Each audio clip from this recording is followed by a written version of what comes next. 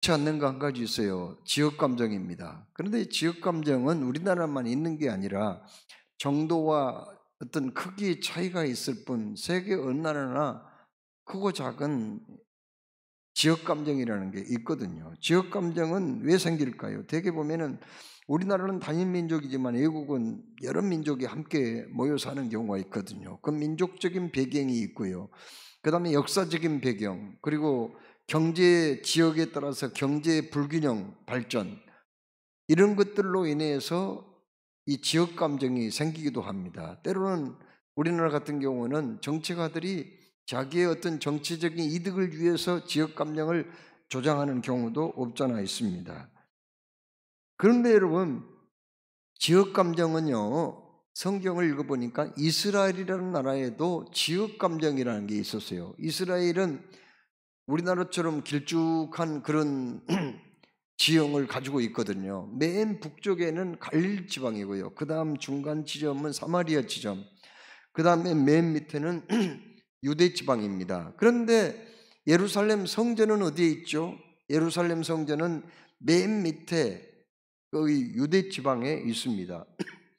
그래서 이스라엘 사람들은 구약시대 오래전부터 성전 중심으로 생활을 했거든요. 중요한 절기 때는 모두 다 그냥 성인들, 남자 성인은 13살이고요. 여자 성인은 12살인데 그 성인들은 예루살렘 성전에 올라와 가지고 하나님께 제사하고 예배하는 것을 생활화했거든요. 그것을 가장 큰 기쁨이요 낙으로 생각했어요.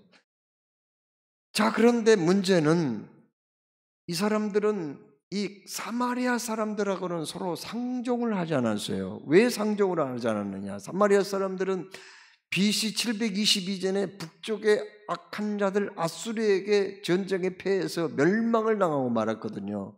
그런데 이 아수르 나라 이 사람들은요, 어떤 정책을 썼냐면은 사마리아 사람들이 반란을 일으키거나 데모하고 이런 건 못하게 하려고 이제 인종을 섞어버렸어요. 혼혈 정책을 썼던 거예요. 혼혈 정책을 어떻게 썼느냐? 이스라엘 그 사마리아 사람들 중에서 쓸만한 사람들 아수르로 끌고 가가지고 살게 만들고, 또 아수르에서 또 유능한 사람들 또 그쪽에 이주시켜서 살게 했습니다.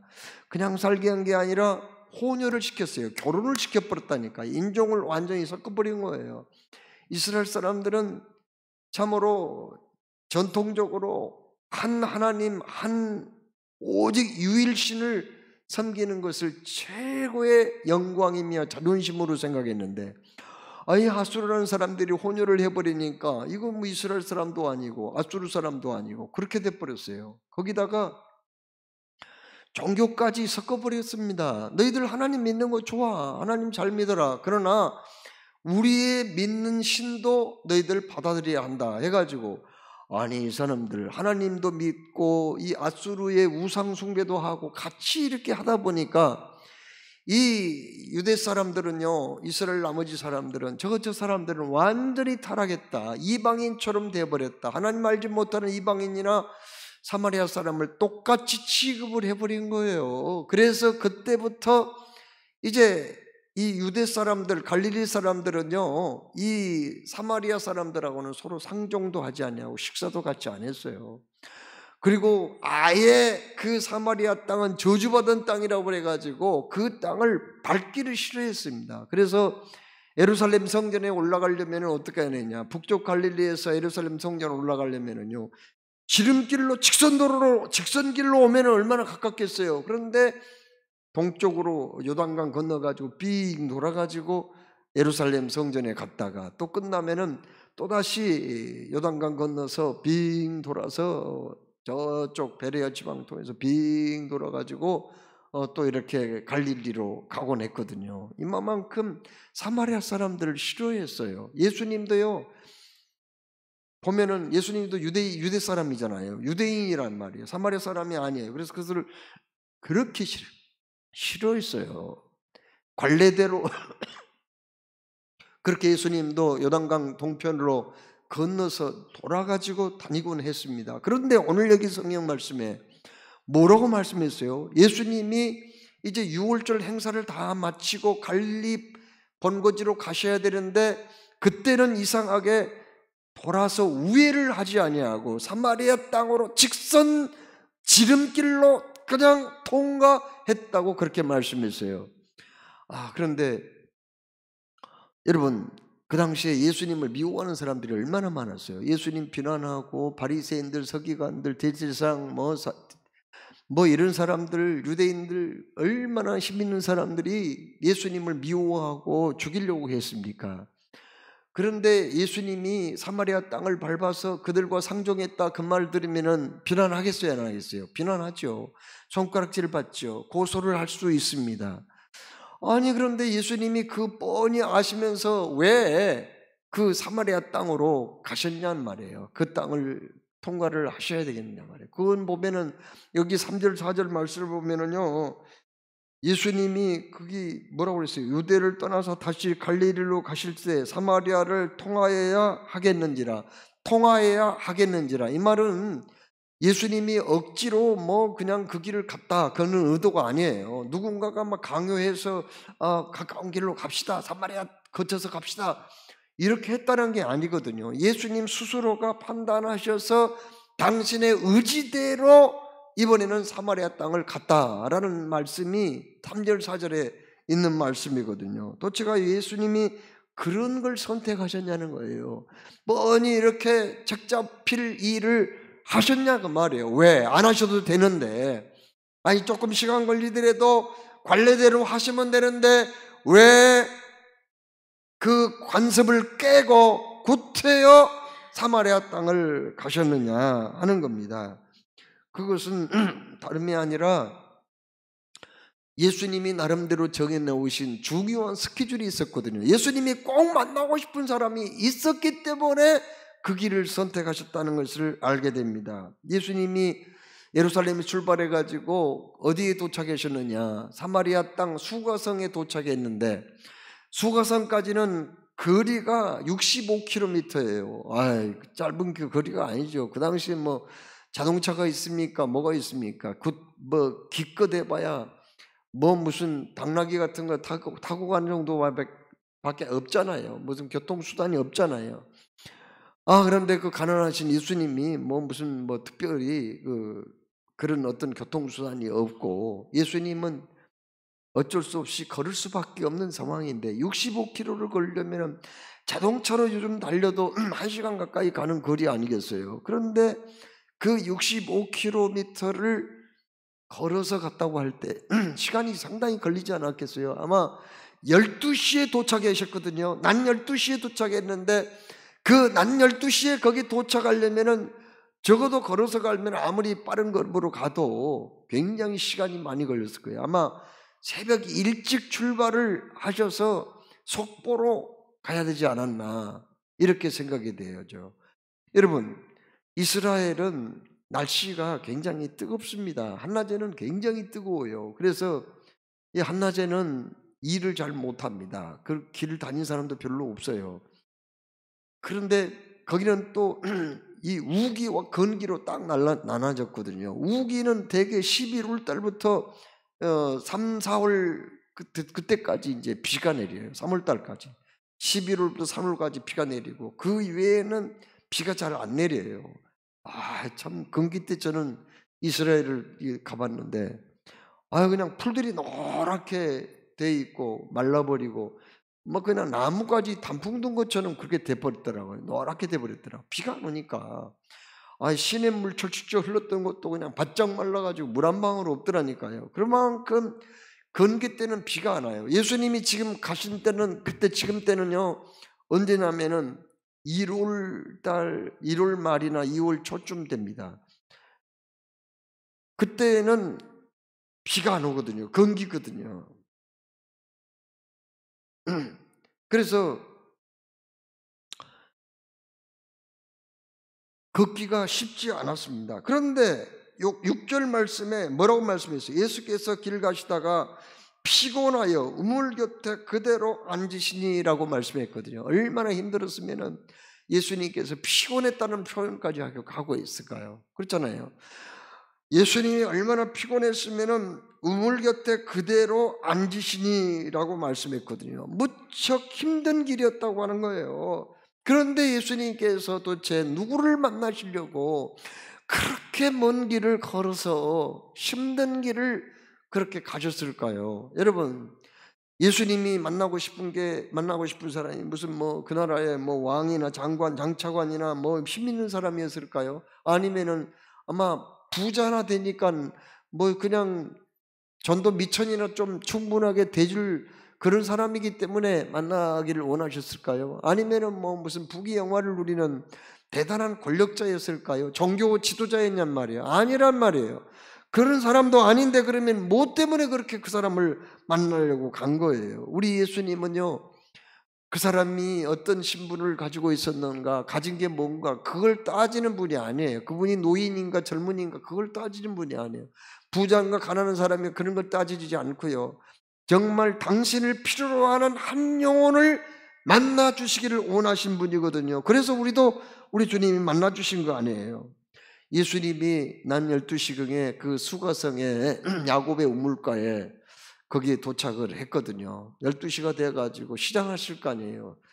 그래서 제자들이 음식물을 구하러, 점심 식사 음식을 구하러 동네에 들어가게 되었습니다. 그때 예수님은 거기에 그냥 앉아 계셨는데, 사실 그냥 앉아 계신 게 아니라 전후를 살펴보면 누군가를 기다리고 있었다는 것을 알게 돼요.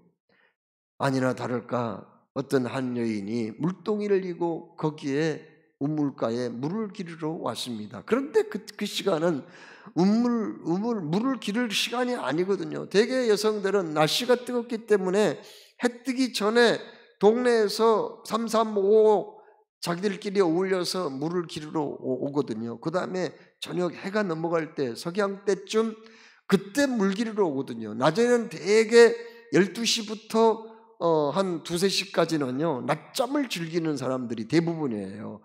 활동 안 합니다. 너무 뜨거우니까 집에 그냥 낮잠이나 즐기고 쉬는 거예요. 그리고 나서 조금 시간이 지나서 들에 나가서 또 일을 하고 그러거든요.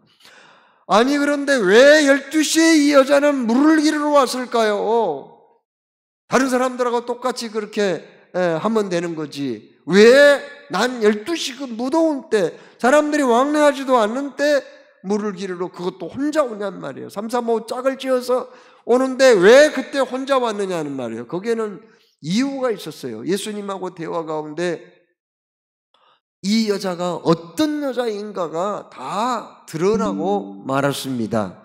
이 여자는 어떤 여자예요? 예수님이 먼저 그에게 이렇게 말씀합니다. 나에게 물 좀 달라. 그랬더니 아니 당신 유대인 아닙니까? 유대인들은 이 사마리아 사람들하고 상종을 하지 않는데 당신은 사마리아 사람인 나에게 어찌하여 그렇게 말을 걸 수가 있습니까? 이렇게 얘기를 하죠. 그때 예수님이 뭐라고 말씀하냐면은 이런 말씀하세요. 내가 주는 물을 마시면은 영원히 목마르지 아니할 거라고 말씀하시면서 너의 남편을 데려오라 그렇게 말씀하거든요. 그러니까 나는 남편이 없다고 그렇게 얘기를 해요. 네가 하는 대답이 옳도다. 네가 지금까지 5명의 남자와 결혼했지 않느냐 말이야. 그러나 네가 그 남자들한테 다 버림받았어. 지금 네가 6번째 남자와 살고 있지만 그 남자도 너의 진정한 남편은 아니지 않느냐. 무슨 얘기인가요? 이스라엘 사회는 농경사회, 목축업을 하는 사회이기 때문에 그 당시에 남자의 노동력이 절대적으로 필요합니다. 그래서 남자 중심, 부계 중심 사회였어요. 그래서 여자들은 무시를 하고 아주 함부로 되어 있거든요. 여자가 마음에 안 들면 내쫓아버릴 수도 있는 사회였어요. 그런데 이 여자는 5명의 남자들에게 쫓김을 받았다고 할 때 얼마나 상처를 많이 받았어. 그 과정에서도 얼마나 증오와 고통이 많았겠냐고 한번 생각해 보세요. 한 맺힌 인생을 살았다는 거 아니겠어요? 지금 살고 있는 너의 남자도 너의 진정한 남편은 아니다. 그 말은 정식 혼인을 안 했다는 거 아니에요. 아마 소실로 그냥 붙어서 그 한 6번째 남자에게 살고 있는 게 아닌가 이렇게 생각이 되어지는 거죠.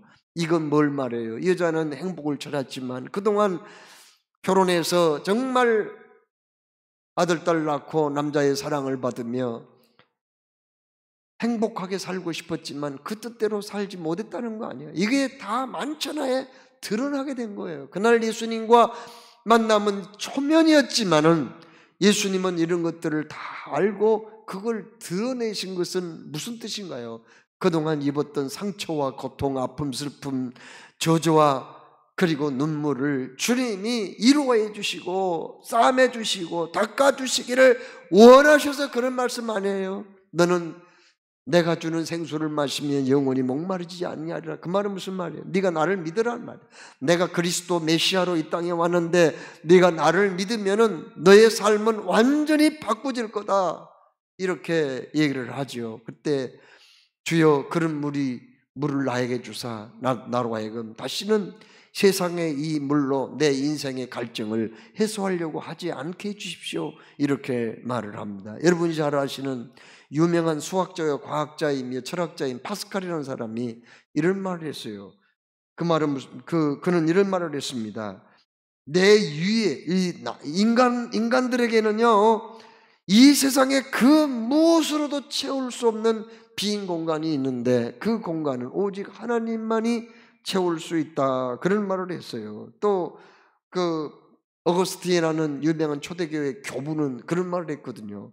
내 위에 나보다 더 크신 하나님을 만나기 전에는 진정한 만족이란 있을 수 없다. 이런 말을 한 거예요. 우리 사람이라는 그 단어를 신약성경을 기록한 헬라어로 안드로포스라는 말이거든요. 위를 쳐다보는 동물이라는 말이에요. 뭐 소나 개나 말, 뭐 무슨 뱀 이런 것들은요 땅의 것을만 생각하는 거지 위의 것에 관심이 없어요. 그러나 우리 사람은 전체를 연구하잖아요. 비행기를 띄우고요, 로켓 그리고 인공위성을 발사하는 존재잖아요. 하늘에 관심이 많아요. 그리고 그냥 과학적으로만 하늘에 관심이 있는 것이 아니라 위에 계신 창조주 하나님 그리고 만물을 지으시고 다스리시는 그 하나님에 대해서 관심을 갖고 있다는 거 아니겠어요? 그렇죠. 그게 인간이에요. 그러므로 우리 사람은 위에 계신 하나님, 천지 창조주 통치자 그 하나님을 만나서 그분과 영적인 친밀한 교제를 나누고 그분을 섬길 때만이 진정한 인간의 가치가 회복이 된다고 하는 그런 말씀이 아니겠습니까? 그렇습니다. 우리 사람은 예수님을 믿어야만, 영생을 얻어야만 그게 사람이지, 하나님도 알지 못하고 땅의 것만 쳐다보고 산다면 짐승, 동물의 차원을 벗어날 수가 없다는 거 아니겠어요? 이 여자가 그때 얼마나 기뻤는지 몰라요. 메시아를 만났잖아요. 그리스도를 만났잖아요. 수천 년 전부터 그 나라에 그리스도를 보내겠다 구약성경에 얼마나 많이 기록되어 있습니까? 그걸 다 알고 있었단 말이에요. 그런데 내 눈앞에 있는 그분이 내가 이 민족이 수천 년 동안 기다렸던 구원자 메시아라는 것을 알고 그가 얼마나 기뻤는지 몰라요.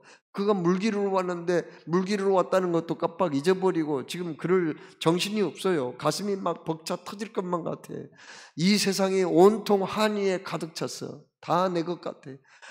정말 그는 더 이상 바랄 것이 없을 만큼 기쁨이 가득해가지고 어디를 갔어요?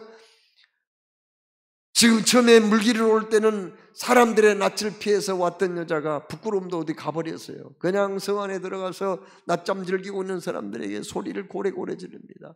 내가 그리스도를 만났다. 와보라, 와보라. 얼마나 미친 사람처럼 소리를 지르는지 사람들이 막 그냥 다 놀래가지고 창문을 열어보고 그 여자가 소리 지르는 것 보고 도대체 무슨 일이 벌어졌는가 보다. 저 여자는 통 얼굴을 보이지 않더니만 사람들하고 만나고 대화도 하는 여자가 아니 도대체 저 무슨 말인가. 그리스도를 만났다? 그리스도는 우리 민족이 수천 년 동안 기다리던 분 아닌가. 하나님의 아들 아닌가 말이야. 그분이 오셨다? 이 세상이 개벽할 일 아니야. 그래서 그냥 호기심 반 또 그냥 또 기대 반 그런 마음으로 우물가에 앉아 계신 예수님을 향하여서 발걸음을 옮기게 된 거예요. 그때 바로 그 시간 사이에 음식물을 구하러 갔던 제자들이 돌아옵니다. 그걸 음식을 꺼내면서 선생님 드십시오 했더니 뭐라고 얘기하고 있습니까? 나는 너희들이 알지 못하는 양식이 있느니라. 지금 식사할 겨를도 없어요. 사실 지금 밥 먹는 것보다도요 더 중요한 것이 있어가지고 지금 사람들이 곧바로 지금 곧이 얼마 있으면 몰려올 텐데 지금 그 도시락 까먹고 있을 시간이 없어요. 지금요. 그럴 정신도 없어요. 그래서 그런 말씀을 하신 거예요. 안 드시고. 그러니까 제자들이 누가 벌써 밥 갖다 드렸나? 그렇게 했더니 예수님이 뭐라고 말씀했어요? 보라, 너희들은 넉 달이 지나야 추수한다고, 추수 때가 온다고 그렇게 하지 않느냐?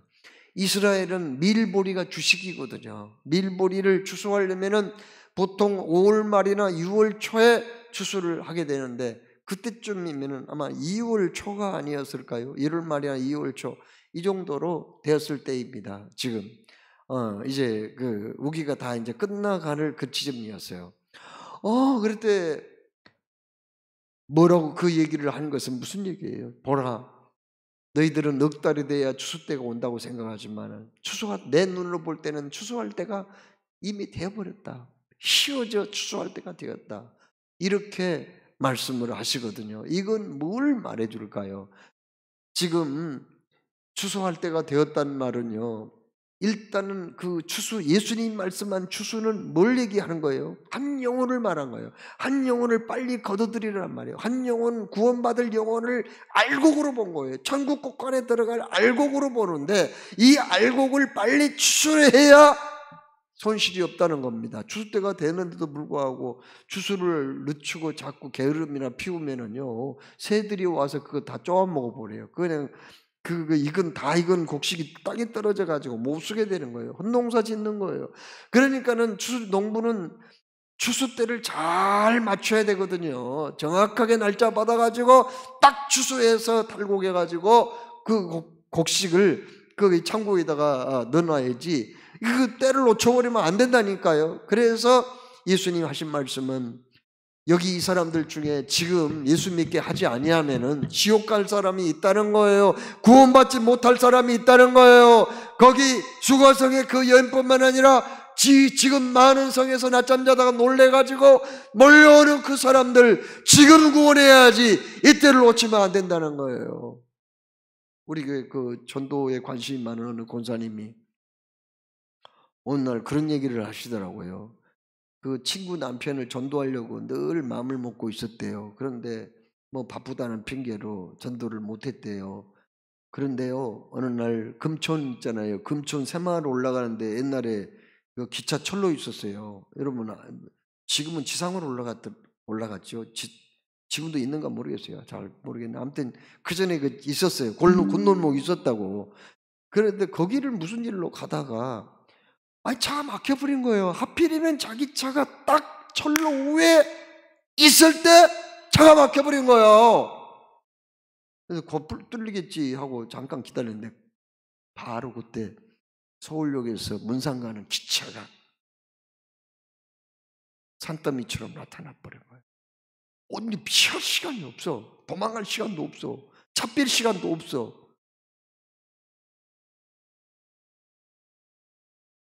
다른 차는 바로 앞에 뒤에 있었지만은 철로를 벗어나서 괜찮았는데 자기 차가 딱 걸쳐가지고 꽉 치니까 이 승용차가 몇십 미터 날아가 버렸어요. 죽었죠.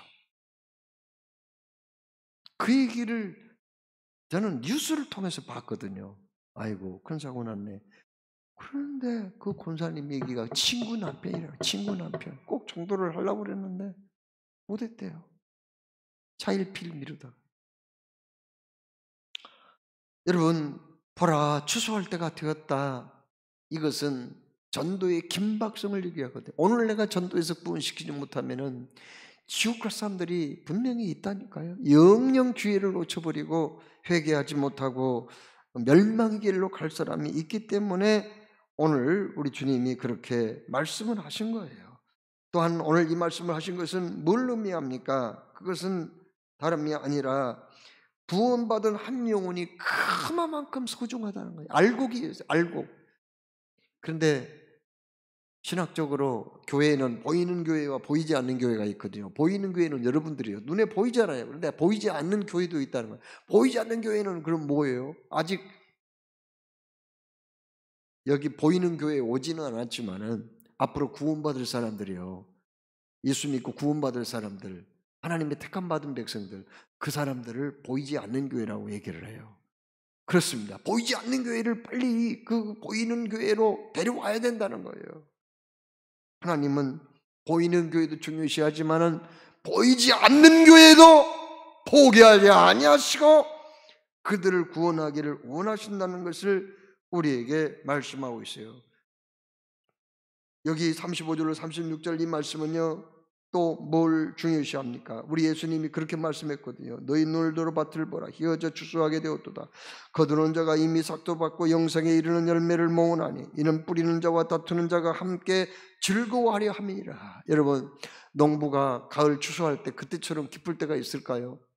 이른 봄부터 얼마나 그냥 고생을 많이 했어요. 그냥 잡초 뽑아주고 병충해 잡아주고 참 얼마나 농사짓기 힘들어요. 그러나 가을에 이제 황금 무기를 대가지고 곡식을 거둬들일 때 그 기쁨이야말로 말로 할 수 없거든요. 그 기쁨을 위해서 농부가 농사를 짓고 고생을 하는 거예요. 마찬가지로 우리 전도자에게는 그런 기쁨의 마음을 하나님이 주시고 영생의 열매를 거두는 기쁨을 주시고 또 싹도 주신다는 거예요. 싹은 뭘 말해요? 싹. 추수꾼들한테 싹을 주셔요. 싹을 주신다는 건 반드시 하나님이 대가가 주어진다 그 말 아닙니까? 그렇죠? 대가가 주어진다 그런 말씀이거든요. 하나님이 반드시 그렇게 해 주시겠다고 말씀하셨습니다. 다니엘 12장 3절에 많은 사람을 옳은 대로 돌아오게 하는 자는 별과 같이 영원토록 빛나리라. 아멘. 별과 같이 영원토록 빛나리라는 말은 하나님이 영광스러운 그 모습으로 세워주신다고 하는 그런 말씀이 아닙니까? 저희 가족은 대가족입니다. 제가 어렸을 적에 증조 할머니도 계셨고요.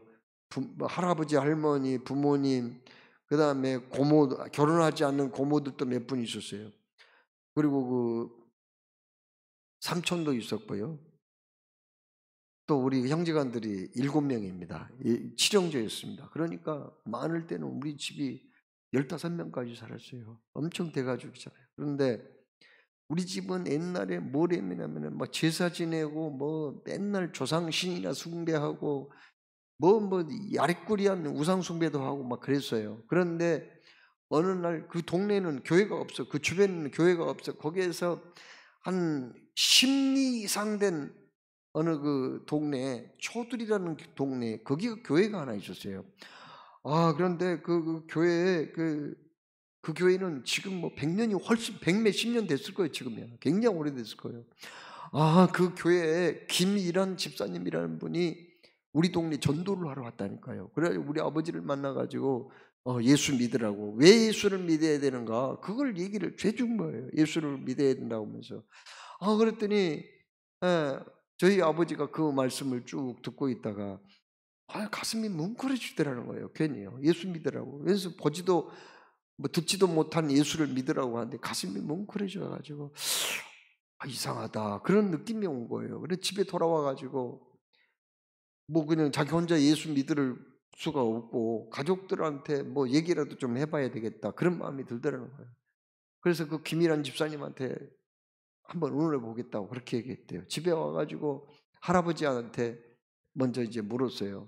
아니 그 초들이 어떤 그 김미란이라는 사람이 와가지고 예수 믿으라고 하는데 어떻게 하면 좋아요? 그렇게 이제 물어본 거예요. 그랬더니 할아버지가 그 말씀을 듣고는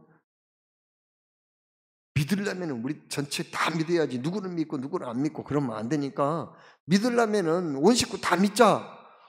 그렇게 해가지고 우리 식구들이 예수를 믿게 된 거예요.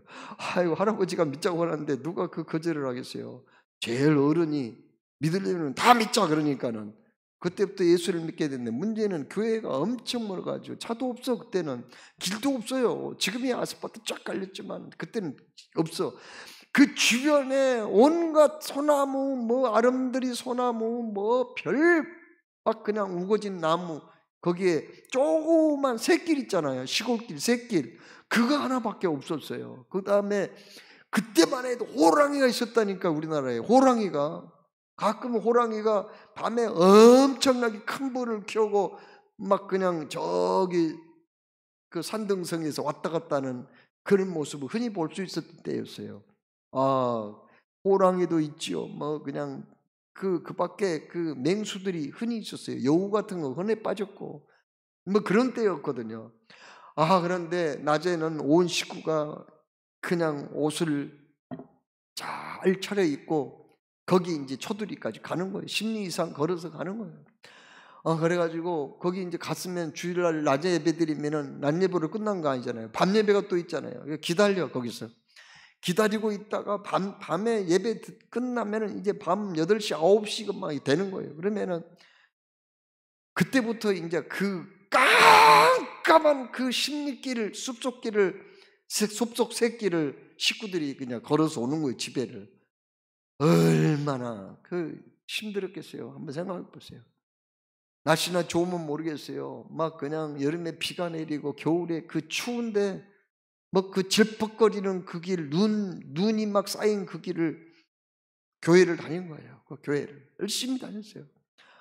그래가지고 그때 우리 할아버지, 아버지가 읽었던 성경책이 지금도 제가 가지고 있어요. 그건 우리 집 가보입니다. 그게요, 가보.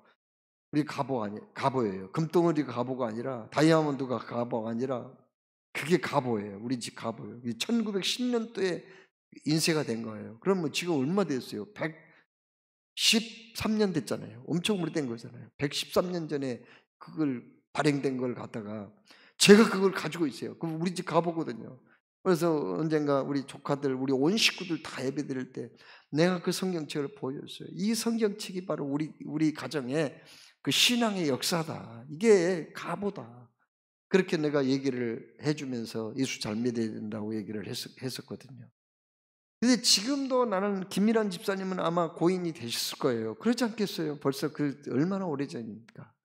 그런데 그분이 나는 너무 고마운 거예요. 그분의 이름을 내가 잊지 말고 오랫동안 기억을 해야 되겠다. 지금이라도 만난다면 내가 정말 길바닥에서나 어디 숲속에서나 어디에서나 큰 절을 올리고 싶어요. 너무 고마운 분 아니에요. 그분이 전도를 안 했으면은 우리 교회 식구들은 거의 많은 분들이 돌아가셨거든요.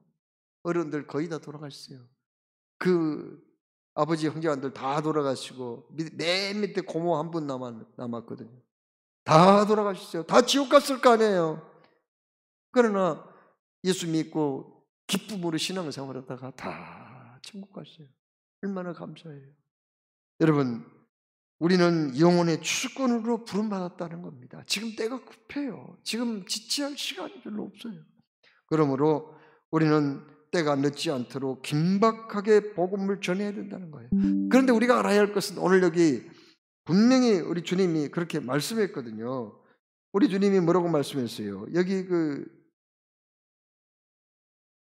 전도자는요, 심는 자와 거두는 자가 있다고 그렇게 말씀했어요.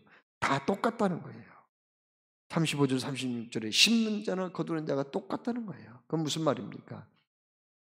전도는 그래서 당장에 뭐 열매를 거두지 못한다 하더라도 심은 사람, 그 사람의 수고도 하나님이 똑같이 귀하게 여기기 때문에 전도는 헛수고가 하나도 없다는 거예요.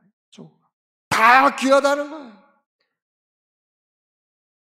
하나님이 우리 모두를 전도자로 세우셨으니 이 시대에 사람을 살리는 일에 사용하시기를 원하시니 이 일에 동참하시는 저와 여러분이 되시기를 주의 이름으로 축원합니다. 사랑해 주님, 오늘도 말씀 주심을 감사합니다.